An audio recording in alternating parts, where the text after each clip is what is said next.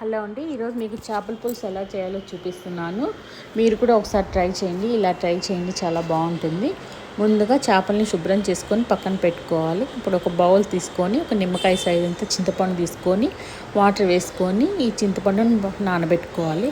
ఇప్పుడు ఒక చిన్న ప్యాన్ పెట్టుకొని ఒక స్పూన్ జీలకర్ర, ఒక స్పూన్ మెంతులు, కొద్దిగా ఆవాలు వేసుకొని లైట్గా వేయించుకోవాలి. ఇప్పుడు ఇందులోనే చెక్క ఒక అరించి వేసుకొని ఇందులోనే కొద్దిగా ఎండు కొబ్బరి వేసుకోవాలి, ఎక్కువ వేసుకోకూడదు.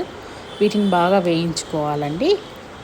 వీటిని వేయించుకున్న వాటిని పక్కకు పెట్టుకొని ఇప్పుడు ఒక బౌల్ పెట్టుకొని ఇందులో ఆయిల్ వేసుకొని పోపు, ఉల్లిపాయలు, పచ్చిమిర్చి, కొద్దిగా కరివేపాకు వేసుకొని బాగా వేయించుకోవాలి. ఇప్పుడు ఇందులో ఒక పెద్ద సైజు టమోటా తీసుకొని సన్నగా కట్ చేసుకొని ఇందులో టమోటా మగ్గే వరకు బాగా వేయించుకోవాలి. ఇప్పుడు ఇందులోనే ఇంట్లో తయారు చేసి పెట్టుకున్న అల్లం వెల్లుల్లి పేస్ట్ వేసుకొని ఈ అల్లం వెల్లుల్లి పేస్ట్ పచ్చివాసన పోయే వరకు బాగా వేయించుకోవాలి.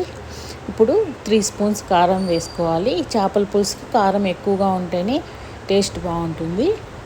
ఈ కారాన్ని బాగా వేయించుకొని ఇందులో ధనియాల పొడి ఒక 2 స్పూన్స్ వేసుకొని ధనియాల పొడి కూడా బాగా వేయించుకోవాలి.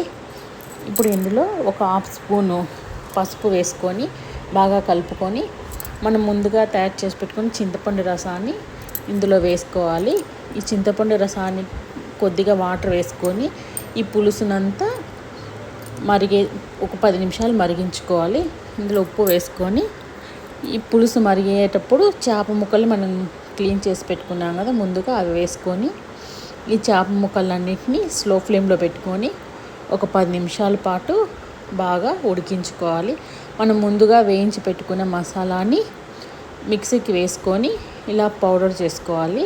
ఇప్పుడు ఈ చేప ముక్కల్లో ఈ మసాలా వేసుకొని ఈ మసాలా బాగా కలిసిపోయేటట్టు గెంటుతో చేప ముక్కలు విరగకుండా కొద్దిగా కలబెట్టుకోవాలి.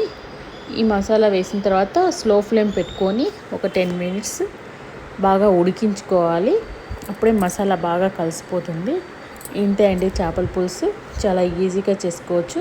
మీరు కూడా ఒకసారి ట్రై చేయండి. నచ్చితే నా ఛానల్ లైక్ చేయండి, సబ్స్క్రైబ్ చేసుకోండి. Thanks for watching.